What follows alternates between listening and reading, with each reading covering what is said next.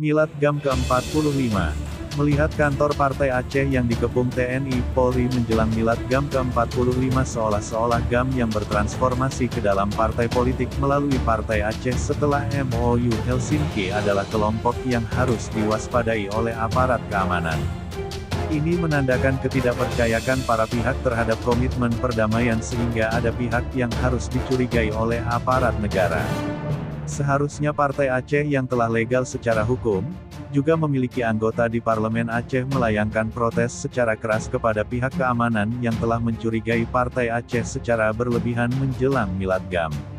Anggota Parlemen Partai Aceh harus membuktikan legalitasnya dalam bingkai NKRI dengan memprotes Polda Aceh yang telah mengirim begitu banyak pasukan untuk mengawal kantor Partai Aceh, sehingga hilangnya kenyamanan dalam operasional kantor Partai Aceh sendiri.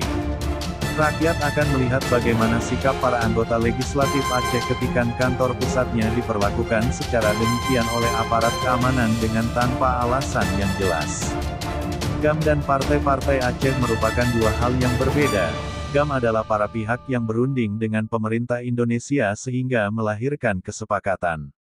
Sedangkan Partai Aceh adalah produk hukum pemerintah Indonesia melalui UU-PA yang telah mengakomodirnya partai lokal dalam mewujudkan damai bagi Aceh secara permanen. Sehingga aparat keamanan tidak boleh mencurigai produk hukum yang sah.